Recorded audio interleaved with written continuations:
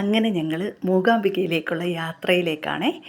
നമ്മൾ കൊച്ചുവേളി റെയിൽവേ സ്റ്റേഷനിലെത്തി. അവിടുന്ന് അടിച്ച് പൊളിച്ച് പോകാനുള്ള ശ്രമത്തിലായിരുന്നു. അപ്പോൾ പകുതി എത്തിയപ്പോൾ ട്രെയിനിൻ്റെ അപ്പോൾ അവരിവിടെ നിർത്തി. പെട്ടെന്ന് TTR ഒക്കെ ഓടി ഇവർ ചെല്ലുന്ന എന്താണെന്ന് കരുതിയിട്ട് നമ്മളെല്ലാം ഇങ്ങനെ കരുതി എന്താണ് പെട്ടെന്ന് ട്രെയിൻ നിർത്തിയെന്നൊക്കെ. അപ്പോൾ ആരും ഒരു യാത്രക്കാർ വരാത്തത് കൊണ്ട് കൂടിയിരുന്നവർ ട്രെയിൻ പിടിച്ച് വലിച്ചു അതിൻ്റെ ചങ്ങല. അങ്ങനെയാണ് അത് നിർത്തിയത്. പിന്നെ കുറച്ച് നേരം നിർത്തി കഴിഞ്ഞിട്ട് പിന്നെ വീണ്ടും സ്റ്റാർട്ട് ചെയ്ത് അങ്ങനെതാ നമ്മൾ മൂകാംബികയിലെത്തി. അമ്പലത്തിൻ്റെ ഫ്രണ്ടിലത്തെ ക്ഷേത്രമാണ്, ഗണപതി ക്ഷേത്രമാണ്. അവിടെ തൊഴുതിട്ട് നമ്മളിത് അമ്പലത്തിലേക്ക് പോകാൻ പോവുകയാണ്. അവിടെയാണെങ്കിൽ നിറയെ പ്രാവെന്ന് വെച്ചാൽ ഒരു കൂട്ടം കൂടി ഇങ്ങനെ നിൽക്കുക. അപ്പോൾ അതിനടുത്തുള്ള ഒരാളിങ്ങനെ അതിന് അരിയൊക്കെ ഇട്ട് കൊടുക്കുന്നുണ്ട്. അത് കഴിഞ്ഞതാ നമ്മളിങ്ങനെ ക്യൂവിലൊക്കെ നിൽക്കുക. ഭയങ്കര തിരക്കെന്ന് വെച്ചാൽ ആദ്യക്കുട്ടനെ മുണ്ടൊക്കെ എടുത്ത് നല്ല സ്റ്റൈലാക്കി നിർത്തി. അത് കഴിഞ്ഞപ്പോഴത്തേക്ക് ആദ്യം എഴുത്തിനിരുത്താൻ വേണ്ടിയിട്ട് പോയേ. എഴുത്തിനിരുത്തി അവൻ കുറേ നേരം ഇങ്ങനെ കളിച്ചിട്ട് ലാസ്റ്റ് മുണ്ടൊക്കെ ഊരി അവസാനം നിക്കറൊക്കെ ഇട്ടിട്ടാണ് എഴുത്തിനിരുന്നത്. പിന്നെ ലച്ചുവിനെയും കൂടെ നമ്മൾ എഴുത്തിനിരുത്തിയേ. കാരണം ശ്രേയമോളെ പണ്ട് ഇരുത്തിയിട്ടുള്ളതാണ്. ശ്രേയ ആദ്യമായിട്ട് നമ്മൾ എഴുത്തിനിരുത്തുന്നത് ഇവിടെ തന്നെയാണ്. അപ്പോൾ ലച്ചുവിനെ എഴുത്തിനിരുത്താത്തത് കൊണ്ട് ഒരു അവസരം കിട്ടിയപ്പോൾ നമ്മൾ അവളെ ഒന്നും കൂടി ഇരുത്തി. അപ്പം അവൾക്ക് ഭയങ്കര സന്തോഷമായി. അത് കുഞ്ഞുങ്ങളൊക്കെ ഇങ്ങനെ ഇരിപ്പുണ്ട്, ചില കുഞ്ഞുങ്ങൾ കരയുന്നുണ്ട്. എങ്കിലും നല്ലൊരു അന്തരീക്ഷമായിരുന്നു. നമ്മൾ തൊഴുത് കഴിഞ്ഞപ്പോൾ ദേവിയെ ശിവേലിക്കായിട്ട് വെളിയിലേക്ക് ആനയിച്ചേക്കാണ്. അപ്പോൾ അതിൻ്റെ ചടങ്ങുകളൊക്കെ നടക്കുകയാണ്. സത്യത്തിൽ നമുക്ക് ഒത്തിരി അടുത്ത് നിന്ന് തൊഴാൻ സാധിച്ചു. ഭയങ്കര ഒരു ഭാഗ്യമെന്ന് വേണമെങ്കിൽ പറയാം. പല്ലക്കിൽ ദേവിയെ കൊണ്ടുവന്ന് ഇരുത്തി. ഇതെന്നൊക്കെ പറയുന്നത് കാണാൻ കഴിയുന്നത് തന്നെ ഒരു അപൂർവമായിട്ടുള്ള ഭാഗ്യങ്ങളിലൊന്നായിട്ടാണ് ഞാൻ കരുതപ്പെടുന്നത്. കാരണം എന്നെ സംബന്ധിച്ചിടത്തോളം എനിക്ക് മൂകാംബിക എന്ന് പറയുമ്പം ഒരു പ്രത്യേക അറ്റാച്ച്മെൻ്റ് ഉള്ളൊരു സ്ഥലമാണ്. സ്ഥലമെന്നൊന്നും പറയാൻ പറ്റില്ല. എൻ്റെ അമ്മയാണ്, എനിക്ക് അത്രയ്ക്കും ഇഷ്ടമാണ് അവിടെ. പിന്നെ അവിടെ നെയ്വിളക്ക് കത്തിക്കുന്ന ഒരു ചടങ്ങുണ്ട്. അപ്പം മക്കൾ രണ്ടുപേരും അവർ പറഞ്ഞ് അവർക്കും കത്തിക്കണമെന്ന് കരുതി. അങ്ങനെ അവരെയും കൂടെ നമ്മൾ അത് കത്തിപ്പിച്ചു.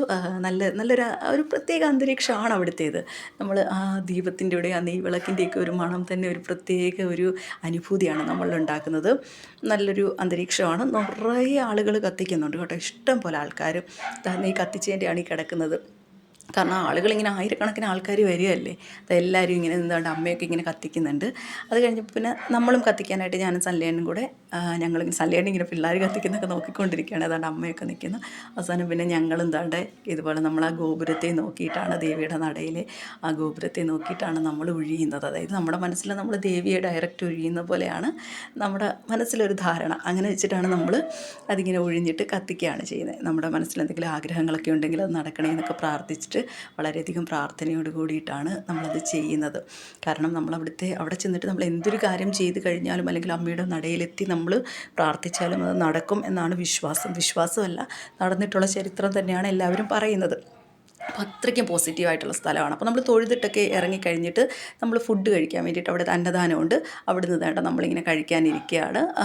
നമ്മുടെ ഇവിടുത്തെ രീതിയിലുള്ള ഭക്ഷണങ്ങളൊന്നുമല്ല, എങ്കിലും നല്ലൊരു അന്തരീക്ഷമൊക്കെ തന്നെയാണ്. തിരിച്ച് ആ പ്രാവിന് ആ വീട്ടുകാരൻ അരിയൊക്കെ ഇട്ട് കൊടുക്കുകയാണ്. അമ്പലത്തിൻ്റെ ഫ്രണ്ടിലൊരു വീടുണ്ട്, ആ വീട്ടിലെ ആൾ അരിയൊക്കെ ഇട്ട് കൊടുക്കുകയാണ്. അപ്പോൾ അത് കഴിക്കാൻ വേണ്ടിയിട്ടാണ് ഈ പ്രാവ് ഇവിടെ ഇങ്ങനെ കൂട്ടം കൂടി നിൽക്കുന്നത്. ആദ്യം മുണ്ടൊക്കെ ഊരിയിട്ട് നിക്കറൊക്കെ എടുത്ത് ചെറുക്കൻ്റെ ഒരു കാര്യം, മുണ്ടൊക്കെ വലിച്ചൂരി കളഞ്ഞവൻ എന്നിട്ട് പ്രാവിൻ്റെ അടുക്കൽ ചെരുപ്പൊന്നും ഇട്ടിട്ടില്ല. പക്ഷേ ആ സമയം നമുക്ക് അങ്ങനൊന്നും ചിന്തയൊന്നും തോന്നില്ല, ചെരുപ്പിടണം അല്ലെങ്കിൽ മുണ്ട് വൃത്തിയായിട്ട് എടുക്കണം എന്നൊക്കെ. വൈകുന്നേരം സൗവർണികയിൽ ഇറങ്ങാൻ വേണ്ടിയിട്ട് നമ്മൾ പോവുകയാണേ. അവിടെ ചെന്നപ്പം അടിപൊളി ഒരു കുരങ്ങ്, അതാണെങ്കിൽ ഓറഞ്ച് കഴിക്കുകയാണ്. സത്യത്തിൽ സൗവർണികയിൽ തൊഴാൻ വരുന്നവരൊക്കെ ഇഷ്ടം പോലെ പഴങ്ങളും ഒക്കെയാണ് കുരങ്ങൾക്ക് കൊടുക്കുന്നത്. കാരണം അവിടെ ഇഷ്ടം പോലെ കുരങ്ങുകളുണ്ട്. കുരങ്ങളുടെ കൂട്ടം എന്ന് വേണമെങ്കിൽ പറയാം, അതുപോലെയുണ്ട്. പിന്നെ നമ്മൾ അവിടെ പോയി ജസ്റ്റ് അവിടെ നിന്ന് ഇറങ്ങി അത് കഴിഞ്ഞ് വീണ്ടും അമ്പലത്തിൽ ചെന്നു. അമ്പലത്തിൽ വൈകുന്നേരം ദീപാരാധന സമയമാണ്. ദീപാരാധന തൊഴുകയൊക്കെ ചെയ്തു.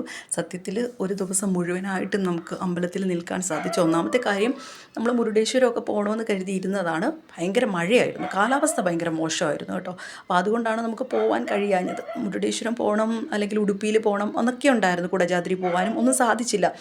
മഞ്ഞൊക്കെ കോടയൊക്കെ ഇറങ്ങിയിട്ടുണ്ട്. നല്ല മഞ്ഞാണ് കേട്ടോ. ഒരു പ്രത്യേക കാലാവസ്ഥയാണ്. അമ്പലത്തിനകത്ത് നിൽക്കുമ്പോഴും നമ്മളുടെ മനസ്സിൽ നമുക്കൊരു പ്രത്യേക കുളിർമയാണ്. പിന്നെ തിരിച്ചു വന്നപ്പോഴും കുരങ്ങന്മാരിവിടെ റെഡി ആയിട്ടിരിക്കുകയാണ്. ഇഷ്ടം പോലെ അനന്തമായി ഒഴുകുന്ന സൗവർണിക. എനിക്ക് തോന്നുന്നു ഈ വെള്ളത്തിലേക്ക് ഇറങ്ങിയിട്ടേ തിരിച്ച് കയറാനേ തോന്നത്തില്ല. അത്രയ്ക്കും മനസ്സുകൊണ്ട് ഞാൻ ഇപ്പോഴും അവിടെ